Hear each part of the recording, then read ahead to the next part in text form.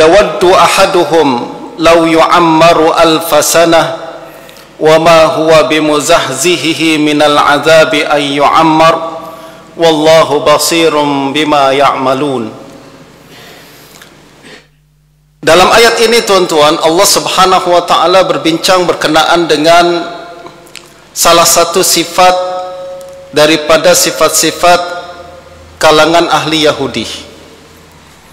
Salah satu sifat Yahudi yang pada hari ini kekal menjadi musuh kita, yang pada hari ini kekal menjadi duri di dalam daging kehidupan umat Islam pada abad ini. Sejak dahulu lagi Allah Subhanahu wa taala telah bercerita tentang mereka. Pelbagai ayat-ayat suci Al-Quran telah menyentuh bagaimana kalangan orang Yahudi ini tidak pernah henti-hentinya untuk menyakiti kaum muslimin dan berusaha untuk mengganggu kestabilan dan keselamatan dan juga keamanan negara dan keamanan dunia. Dan penting untuk kita sebagai seorang mukmin untuk mengetahui macam mana sifat mereka yang sebenar. Tidak lain dan tidak bukan adalah agar kita tidak menjadi seperti mereka.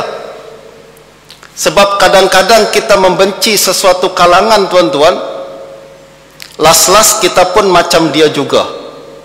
Macam orang Yahudi, mereka sangat membenci kalangan Nazi Jerman yang pernah menyiksa mereka, yang pernah memperlakukan mereka dengan sangat teruk.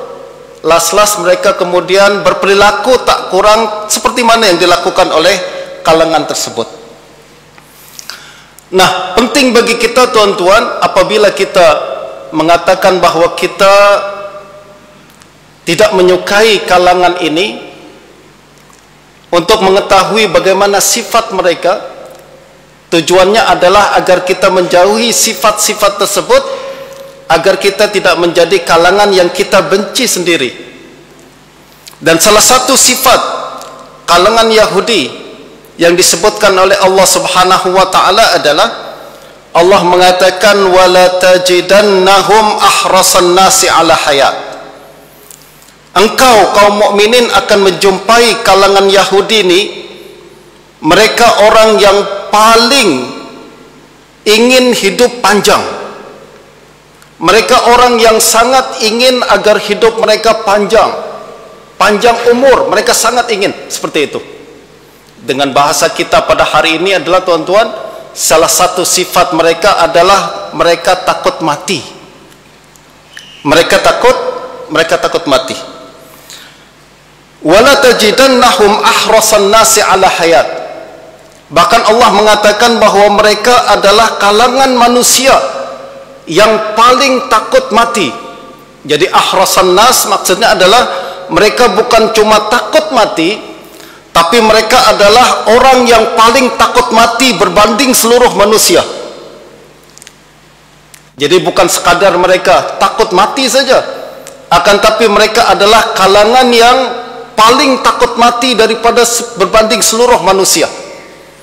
Wa minal ladzina asyraku, bahkan mereka lebih takut mati berbanding kalangan yang musyrik, tak kenal Tuhan sama sekali.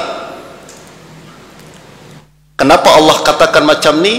Itu karena orang Yahudi di zaman Nabi, tuan-tuan, mereka adalah orang yang merasa diri mereka orang yang paling beragama. Mereka adalah orang yang paling faham agama pada zaman itu. Mereka mendakwa kamilah satu-satunya kalangan yang memiliki Alkitab. Bahkan mereka mendakwa kamilah anak-anak Allah dan kekasih Allah Subhanahu wa taala. Nahnu abnaullahi wa ahibba'uh. Kami adalah kekasih Allah, kami adalah anak-anak Allah. Jadi mereka mendakwa diri mereka orang yang paling hebat. Kalau kita hidup pada zaman Nabi, tuan-tuan, dan kita bergaul dan bercampur dengan kalangan Yahudi pada zaman itu, kita akan melihat bahwa kalangan Yahudi ini adalah orang yang paling sombong. Mereka orang yang paling memandang orang lain dengan hina. dan mereka merasa menjadi orang yang paling hebat. Sampai hari ini mereka selalu mengatakan mereka adalah the chosen nation, orang yang bangsa yang terpilih. Sampai hari ini mereka punya dakwaan macam tu. Mereka rasa macam mereka adalah manusia yang paling hebat, manusia yang paling tinggi, dan memandang rendah kepada seluruh manusia yang lain. Nah, kata Allah Subhanahu wa taala, kalangan Yahudi ini adalah kalangan yang paling takut mati berbanding orang-orang yang musyrik sekalipun. Mereka adalah lebih takut mati berbanding orang musyrik.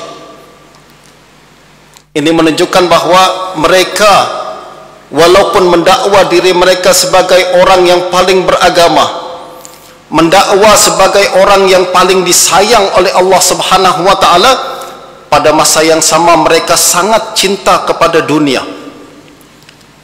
Mereka tidak mengharapkan akhirat, mereka mengharapkan ingin hidup di dunia selama-lamanya. Wa minal ladzina asyraku, kata Allah Subhanahu wa taala, yawaddu ahaduhum law yu'ammaru alfasanah. Salah seorang daripada mereka menginginkan kalau boleh mereka ingin hidup 1000 tahun. Jadi tak cukup cuma 100 tahun saja, tuan-tuan. Jadi orang-orang Yahudi ini mereka ingin kalau boleh mereka ingin hidup 1000 tahun, tak meninggal dunia. Kalau boleh pun tak meninggal dunia, kekal selama-lamanya di dunia. Wa ma huwa bimuzahzihihi minal azabi ayyu'ammar.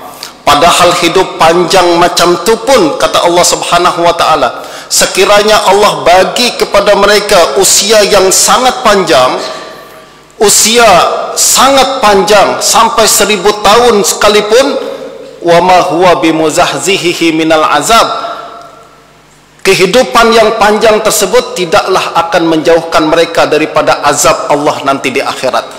Walaupun awak hidup 1000 tahun, akhirnya awak akan meninggal dunia, dan kalau awak meninggal dunia pada saat itulah azab Allah akan diberikan kepada mereka. Wallahu basirum bima ya'malun, dan Allah maha melihat sekecil-kecil apa yang mereka lakukan. Tuan-tuan dan puan-puan sekalian, apa yang kita boleh pelajari daripada penjelasan berkenaan dengan sifat Yahudi ini yang Allah jelaskan sangat detail, yang Allah seolah-olah jelaskan kepada kita apa yang terdapat di dalam hati mereka. Allah bagi tahu kepada kita apa sebenarnya imajinasi dan angan-angan, bahkan keinginan yang terdapat di dalam hati sebuah bangsa yang Allah benci dan Allah murkai tersebut. Kata Allah Subhanahu wa taala, salah satu sifat mereka adalah mereka ingin hidup panjang. Mereka ingin hidup kalau boleh 1000 tahun. Mereka ingin hidup selama-lamanya, dan mereka tidak ingin meninggal dunia, sebab mereka mengetahui bahwa kehidupan di akhirat bukan untuk mereka. Mereka hanya mengetahui bahwa kehidupan dunia inilah satu-satunya kehidupan. Dan inilah yang kemudian Allah celah kepada mereka. Pada masa yang sama Allah nak ingatkan kepada kita bahwa seorang mukmin mesti memiliki sifat yang berbeza. Seorang mukmin tidak boleh seperti apa yang dilakukan dan dirasakan oleh kalangan Yahudi ini. Seorang mukmin adalah kalangan yang dicintai oleh Allah Subhanahu wa taala. Justru cara pandang mereka tak boleh sama seperti cara pandang Yahudi. Kenapa kaum Yahudi sangat mencintai kehidupan dan mereka tidak ingin meninggal dunia? Tidak lain dan tidak bukan adalah karena mereka tidak sepenuhnya meyakini apa yang Allah janjikan nanti di akhirat. Orang yang tidak meyakini apa yang akan dijanjikan di akhirat, mereka hanya mengetahui kehidupan tak lain adalah apa yang ada di atas muka bumi ini. Ada seorang ulama, tuan-tuan, bernama Abu Hazim Salamah Ibn Dinar, seorang ulama tabi'in di kalangan ahli Madinah. Beliau belajar daripada para sahabat Nabi yang sangat ramai, dan beliau juga terkenal sebagai orang yang sangat fasih dan orang yang sangat banyak mengeluarkan kalimat-kalimat hikmah daripada lidahnya karena kedekatan dia dengan Allah Subhanahu wa taala. Pada suatu hari ada seorang khalifah bernama Hisham bin Abdul Malik bertanya kepada Abu Hazim Salamah ibnu Dinar. Dia katakan, wahai Salamah, wahai Abu Salamah, wahai Abu Hazim Salamah ibnu Dinar, kenapa kita ni selalu takut mati? Apa sebabnya kita, seluruh manusia termasuk saya ni tuan-tuan, kalau ditanya nak meninggal dunia sekarang ke atau esok, kita pilih mana? Esok. Kalau nak ditanya nak meninggal dunia minggu depan ke tahun depan, pilihan kita apa? Tahun depan. Ada tak? Tak. Kalau boleh pilih, Ustaz, hari ini juga saya meninggal dunia. Sampai sekarang saya tak pernah jumpa orang macam tu. Kalau ada malaikat maut kan turun kepada kita, okey Pak Haji, saya nak ada dua pilihan, nak meninggal sekarang ke esok.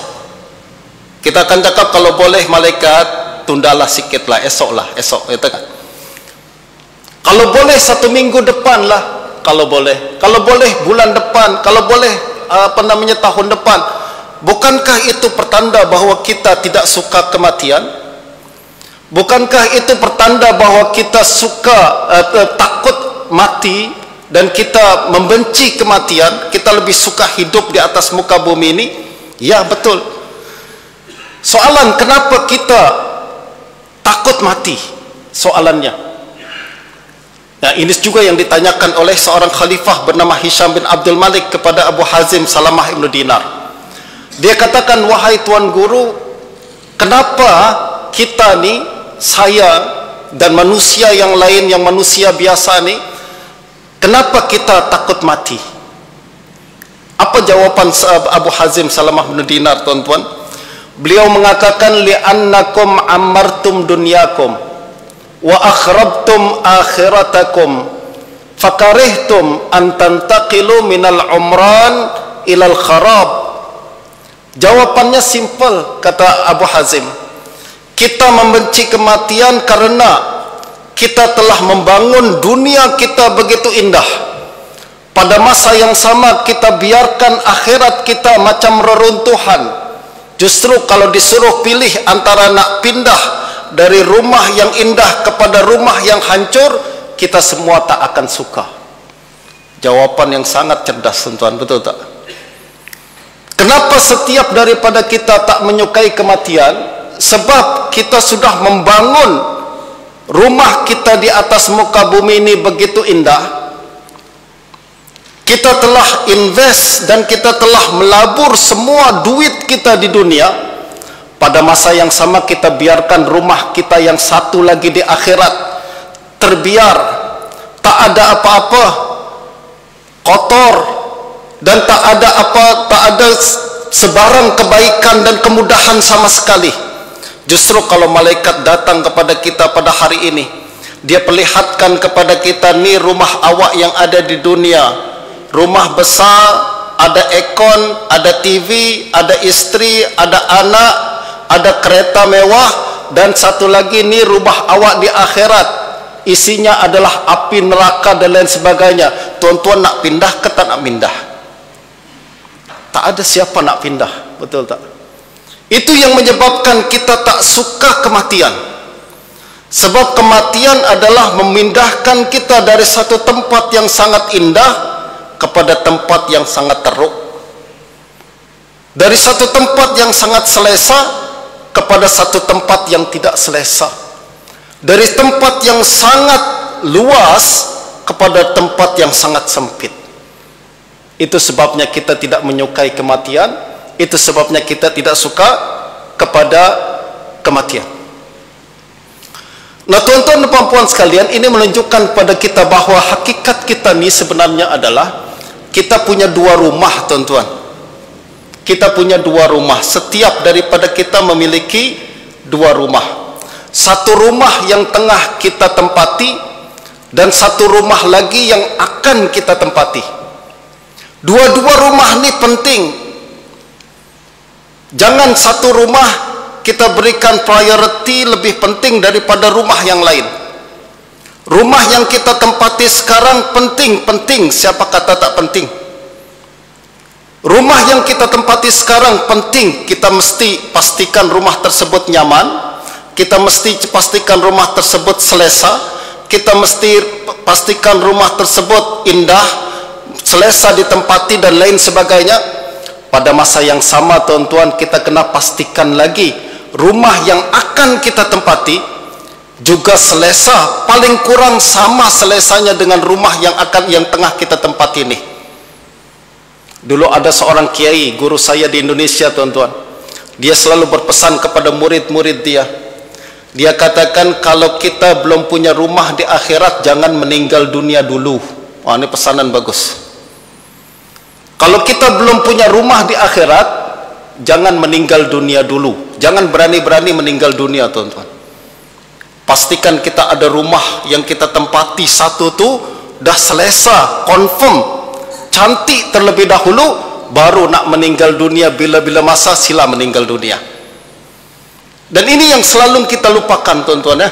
Kita selalu perhatikan rumah kita yang ada di dunia ni, kita selalu perhatikan rumah yang tengah kita tinggali dan tempati ini. Begitu besar perhatian kita kepada rumah tersebut, kita tak sedar bahwa semakin hari semakin kita meninggalkan rumah tersebut untuk berpindah kepada rumah yang baru. Nah, justru kita selalu mesti bertanya soalan yang penting, rumah kita yang akan kita tempati nanti itu apa keadaan dia sekarang? Macam mana keadaan dia sekarang? Adakah sudah selesa untuk ditempati atau tak? Adakah sudah siap untuk ditempati ataukah tidak? Dan kita kena mengetahui dan ingat bahwa rumah yang satu lagi itu, tuan-tuan, tengah dibangun pada hari ini. Tengah dibangun pada hari ini. Yang membangunnya, bahan-bahannya adalah apa yang kita lakukan sebagai dalam amalan ibadah kita pada hari ini. Kita melakukan salat, itu adalah bangunan untuk membangun rumah kita di akhirat. Kita berzikir, itu adalah bahan yang akan digunakan untuk bangun rumah kita di akhirat. Apa sedekah yang kita berikan ke masjid, sedekah yang kita berikan kepada orang miskin, orang fakir, itu adalah bahan-bahan yang tengah kita transfer kepada kontraktor yang tengah membangun rumah kita di akhirat. Semakin banyak yang kita kirim, semakin cantik dan indah rumah tersebut. Dan ingat, tuan-tuan, kontraktor kita tuh dia tak akan boleh buat kerja kalau kita tak kirim apa-apa sekarang. Macam bayangkanlah, kita sekarang tengah buat rumah di Pasir Mas misalkan, kita dah beli tanah di sana, kita sudah sewa satu orang kontraktor, kita sudah bagi tahu dia, nih setiap bulan saya akan kirim duit untuk awak beli bahan-bahan, beli batu, beli simen, beli atap dan lain, besi dan lain sebagainya, untuk awak buatkan rumah saya. Semakin banyak yang kita bagi, kalau kita setiap bulan konsisten dan semakin banyak kita bagi kepada kontraktor tersebut, dia boleh ada banyak bahan untuk dia buat kerja. Tapi kalau kita tak bagi apa-apa, dia tak ada apa-apa untuk dibuat kerja. Nah, begitu juga yang berlaku pada kehidupan kita pada hari ini, tuan-tuan. Pada hari ini, sedar atau tidak sedar, kita tengah membangun rumah kita yang satu lagi itu. Kita tengah membangun rumah kita yang akan kita tinggali itu. Dan bahan-bahannya kita beli dengan amalan ibadah kita. Ada seorang ulama, tuan-tuan, kisah ini diceritakan oleh Imam Ibn Rajab Al-Hanbali dalam kitab dia Lataiful Ma'arif. Dia mengatakan ada seorang ulama salaf, ulama zaman dahulu, yang satu hari dia bermimpi, tuan-tuan. Dalam mimpi dia masuk ke dalam surga.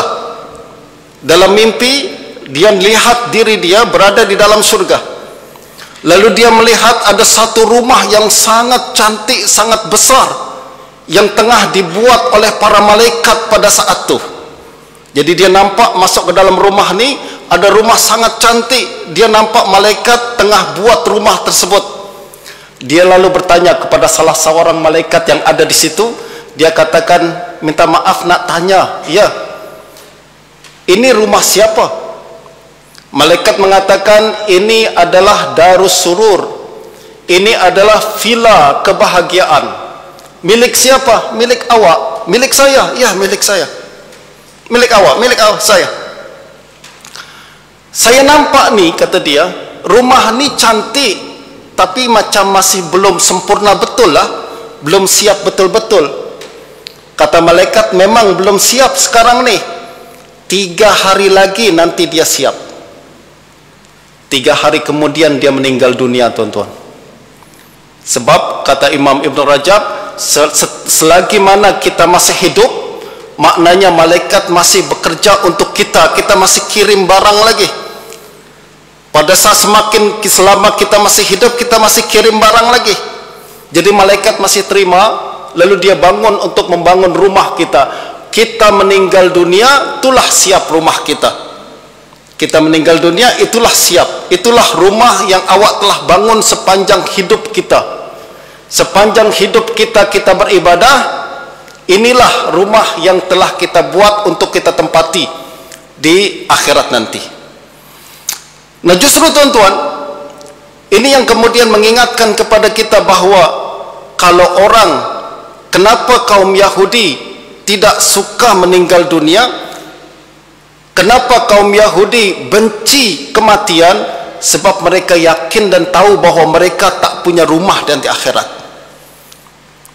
Mereka sedar sepenuhnya bahawa kehidupan untuk mereka hanya di dunia ni. Dan ini juga sifat ataupun cara pandang orang yang tidak beriman kepada Allah Subhanahu wa taala. Berbeza dengan orang yang yakin kepada Allah Subhanahu wa taala, tuan-tuan. Dan orang yang beriman punya sifat yang berlainan, bertentangan dengan sifat Yahudi ini. Orang beriman yakin bahawa kehidupan mereka di akhirat jauh lebih baik daripada kehidupan mereka di dunia. Mereka telah membina rumah mereka di akhirat jauh lebih cantik berbanding rumah yang mereka bina di dunia. Sehebat apapun rumah kita di dunia, tuan-tuan, semahal apapun rumah kita di dunia, rumah kita di akhirat jauh lebih indah, jauh lebih cantik, dan jauh lebih mewah daripada yang kita buat di dunia ni. Nah, justru apabila malaikat datang lalu mengatakan kepada dia, sekarang masanya awak nak pindah ke tak nak pindah. Dia tengok rumah dia di dunia macam ni, lalu pada masa yang sama dia tengok rumah dia di akhirat macam tu sangat indah, tentu dia akan tak ragu-ragu untuk berpindah ke akhirat. Nah, justru kalau kita tengok kehidupan para ulama kita yang pernah pada zaman dahulu, mereka menunjukkan kegembiraan ketika mereka nak meninggal dunia. Ada seorang sahabat Nabi, tuan-tuan, bernama Bilal ibn Rabah. Kita sama-sama kenal Sayyidina Bilal ni. Bilal ibn Rabah, tuan-tuan, apabila kita tahu dia hidup bersama Nabi sekian tahun, sejak Nabi berada di Mekah lagi, Bilal telah rapat dengan Sayyidina baginda Nabi sallallahu alaihi wasallam. Nah, selepas baginda meninggal dunia di Madinah, Bilal tak rasa dia boleh kekal di Madinah. Sebab setiap apa yang ada di Madinah mengingatkan beliau kepada baginda Nabi sallallahu alaihi wasallam. Beliau kemudian meminta izin kepada Sayyidina Abu Bakar, khalifah pada masa itu, untuk berpindah ke Syam, ke Syria. Sayyidina Abu Bakar pada asalnya nak tahan Bilal ni. Dia katakan, wah Bilal, kalau boleh awak janganlah pindah keluar dari Madinah. Kekallah awak di Mekah, di Madinah bersama saya. Apa kata Bilal? Wahai Abu Bakar, sekiranya dulu engkau membeli aku dan membebaskan aku untuk menjadi hambamu, saya akan kekal di Madinah. Ingat dulu Sayyidina Bilal kan, tuan-tuan, beliau disiksa oleh Umayyah bin Khalaf, diletakkan setiap hari di padang pasir yang sangat panas, lalu diletakkan batu besar di atas dada dia, disiksa dengan sangat berat, tapi dia kekal mengatakan ahadun ahad. Pada saat itu kemudian Sayyidina Abu Bakar melihat, lalu dia beli Bilal untuk diselamatkan daripada penyiksaan tersebut. Justru kata Bilal ibn Rabah pada saat ini, wahai Abu Bakar, sekiranya dulu engkau membeli aku untuk aku menjadi hambamu, saat ini saya kekal di Madinah, saya tak akan keluar di Madinah. Tapi jika engkau dulu membeli aku untuk Allah Subhanahu wa ta'ala, lepaskan saya untuk pindah ke tempat yang lain. Sayyidina Abu Bakar kemudian tak ada pilihan lain, tuan-tuan. Dia pun biarkan Sayyidina Bilal. Lalu Bilal keluar dari Madinah, beliau pindah ke Syam, dan beliau meninggal dunia di Syam. Kubur beliau masih ada sampai saat ini di Syria. Nah, apabila nak meninggal dunia, Bilal hanya ada seorang istri dan seorang anak perempuan. Istri dan anak perempuan tersebut menangis-nangis ketika Bilal tengah nazak. Mereka berkata, "Ya abatah, wahai sedihnya suamiku akan meninggal dunia. Wahai sedihnya ayahku akan meninggal dunia." Tiba-tiba Bilal membuka mata dia, lalu dia berkata, "Ghadan nalqal ahibbah Muhammadan wa hizbah." Dia katakan, awak bersedih, tapi saya pada saat ini sangat-sangat gembira.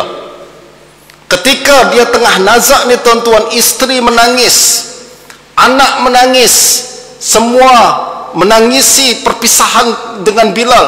Pada masa yang sama Bilal malah sangat-sangat happy.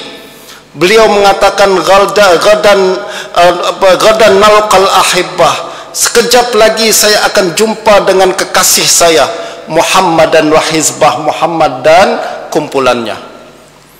Orang macam Bilal ni, tuan-tuan, meninggal dunia dalam keadaan gembira. Sebab beliau melihat bahwa kematian bukan menghalangi dia daripada sesuatu yang dia cintai. Beliau melihat kematian adalah pintu untuk dia kembali berjumpa dengan orang yang dia cintai. Itu sebabnya ketika orang lain bersedih, orang lain menangis, Bilal pada masa yang sama sangat happy dan gembira. Nah, kalau boleh kita pun macam tu, tuan-tuan, ya. Ketika kita nak meninggal dunia nanti, kita minta kepada Allah Subhanahu wa ta'ala, kita jadikan ketika nazak itulah, Allah jadikan ketika nazak itulah keadaan yang kita sangat bergembira, sangat berharap untuk berjumpa dengan Allah Subhanahu wa ta'ala, berjumpa dengan baginda Nabi sallallahu alaihi wasallam. Dalam sebuah hadis, Nabi sallallahu alaihi wasallam mengatakan, "Man ahabba liqa Allah, ahabba Allahu liqa'ah." Siapa yang ingin berjumpa dengan Allah, Allah ingin berjumpa dengannya. "Wa man kariha liqa Allah, kariha Allahu liqa'ah." Siapa yang tak suka jumpa dengan Allah, Allah pun memang tak suka jumpa dengan dia. Orang macam Yahudi, dia tak suka jumpa Allah Subhanahu wa ta'ala, dia tak suka dengan kematian. Pada masa yang sama, orang yang cinta kepada Allah Subhanahu wa ta'ala, orang yang sangat yakin dan percaya semua investment dia, semua pelaburan dia yang telah dia laburkan di dunia akan dia dapatkan selepas dia meninggal dunia, maka dia akan mengharapkan, dia sangat bergembira dengan kematian apabila datang kepadanya. Nah, justru, tuan-tuan yang dirahmati oleh Allah Subhanahu wa ta'ala, kembali kepada ayat suci Al-Quran, Allah Subhanahu wa ta'ala mengatakan bahwa sifat orang Yahudi benci kematian. Pertama, mereka tidak meyakini berkenaan dengan apa yang Allah janjikan nanti di akhirat. Pada masa yang sama, tuan-tuan, mereka pun tidak meyakini bahwa kehidupan adalah sebuah nikmat. Tuan-tuan dan puan-puan sekalian dirahmati Allah Subhanahu wa ta'ala, kehidupan kita ni adalah sebuah nikmat yang sangat besar daripada Allah. Akan tetapi hanya orang meninggal dunia yang sedar berkenaan dengan nikmat tersebut. Ini kebiasaan kita, tuan-tuan. Kita baru sedar nikmat selepas dia terlepas daripada kita. Dulu waktu kita ada emak ayah, macam kita biarkan saja emak ayah tu. Tapi selepas dia meninggal dunia, baru kita sedar, la ilaha illallah, kita telah kehilangan satu kenikmatan yang sangat besar dengan kematian mereka. Begitu juga kehidupan kita ni di dunia ni, tuan-tuan. Dia adalah satu kenikmatan yang sangat besar. Tapi kita tidak akan merasakan dan kita tidak akan betul-betul menghargai kehidupan nikmat tersebut, melainkan kalau nikmat itu telah hilang daripada kita. Justru kata Imam Al-Ghazali, orang yang paling cerdik adalah orang yang boleh menghargai nikmat ketika dia masih ada lagi. Orang yang paling cerdik adalah orang yang boleh menghargai nikmat sebelum nikmat tersebut terlepas daripada dirinya. Nah, kehidupan kita ni tuan-tuan, dia adalah satu nikmat yang sangat besar, satu nikmat yang sangat hebat. Dia adalah satu peluang yang sangat besar. Kita tak tahu dan tidak boleh menghargai nikmat tersebut, melainkan kalau nikmat tersebut telah hilang daripada diri kita.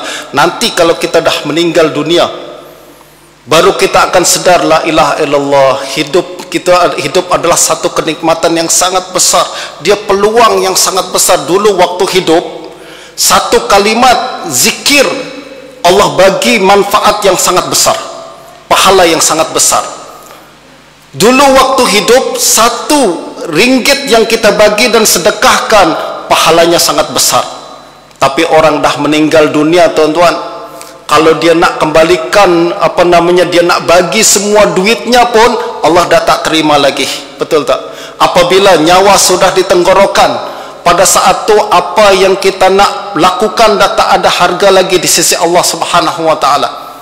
Nah, justru tadi kembali kepada Abu Hazim Salamah ibn Dinar, beliau mengatakan pada saat ni tuan-tuan, badai'ul akhirah kasidah. Pada hari ini, apabila kita masih hidup lagi, barang-barang akhirat tengah murah. Barang-barang akhirat tengah murah. Sekarang nih tuan-tuan, kalau nak beli barang-barang akhirat untuk bangun rumah kita, murah sekarang. 1 ringgit pahalanya berkali-kali ganda Allah ganti. 1 kalimat zikir berkali-kali ganda pahalanya Allah ganti. Tapi nanti, kata Abu Hazim, datang satu masa di mana apabila datang masa tersebut, barang-barang akhirat dah sangat mahal. Walaupun kita nak beli dengan satu dunia seisinya, seberat emas, Allah tak terima lagi. Bila tu? Apabila nyawa telah sampai ke tenggorokan kita. Pada saat tu baru kita nak bagi kereta saya bagi ustaz sedekah, Allah tak terima lagi. Pada hari itu kita nak bagi CVF saya tu ratus-ratus ribu, sedekahkan ke masjid, Allah tak terima lagi. Pada saat tu baru kita terhege-hege nak bersedekah, nak solat, nak haji, nak zakat, Allah tak terima lagi. Kenapa? Barang akhirat dah mahal sekarang. Dulu waktu murah awak tak beli, sekarang waktu nak mahal baru nak beli, dah tak terima lagi oleh Allah Subhanahu wa ta'ala. Nah, justru satu hari tuan-tuan, apabila kita sedar berkenaan dengan besarnya nikmat ini, besarnya nikmat hidup ni tuan-tuan, pernah satu hari ada seorang sahabat Nabi bernama Abdullah bin Amr bin As. Beliau lalu di hadapan satu kuburan, tempat orang dikubur, orang-orang mati ini. Dia berhenti di situ, kemudian dia bertafakur. Tiba-tiba dia melaksanakan solat 2 rakaat. Ada seorang sahabat bertanya kepada dia, wahai Abdullah bin Amr, kenapa awak buat 2 rakaat ni? Awak solat 2 rakaat ni, tak pernah awak buat yang macam ni. Dia katakan, tadi saya berfikir berkenaan dengan kehidupan kalau saya dah mati saat ni. Pada saat ni, dia katakan, orang meninggal dunia tu, kalau ada sesuatu yang Allah nak kabulkan kepada dia, sekiranya Allah katakan, wahai orang meninggal dunia, ada satu permintaan yang aku kabulkan kepada awak, kira-kira awak nak minta apa? Sekiranya ada satu peluang saya nak bagi kepada awak ni, awak nak minta apa? Pastilah dia akan minta, ya Allah, kembalikan saya ke dunia 5 minit saja, saya nak solat 2 rakaat, dia katakan. Sebab dia baru tahu besarnya 2 rakaat selepas dia meninggal dunia, tuan-tuan. Nah, justru kata Abdullah bin Amr bin As, saya berfikir macam tu, saya rasa alhamdulillah sekarang saya masih hidup lagi. Justru 2 rakaat ni sangat ringan untuk saya buat, tapi sangat besar kefaedahnya nanti di akhirat. Dia pun segera laksanakan solat 2 rakaat tersebut. Nah, begitu juga sekarang tuan-tuan, kehidupan kita pada hari ini, kehidupan kita ni satu perkara yang sangat mahal. Allah dah bagi kepada kita, hargai dia dengan sebaik-baiknya dan jadikan kehidupan tersebut kehidupan yang bermakna. Dengan cara kita perbanyak ibadah kita kepada Allah Subhanahu wa taala, dengan cara kita tingkatkan pengetahuan kita berkenaan dengan bagaimana melabur untuk akhirat, apa saja amalan-amalan yang bermanfaat untuk kita di akhirat, laksanakan dan buat pada hari ini. Sebab pada satu hari nanti tuan-tuan, peluang akan habis. Pada satu hari barang-barang akhirat akan mahal. Pada saat itu kita tak akan mampu lagi untuk melakukan dan membeli barang-barang tersebut.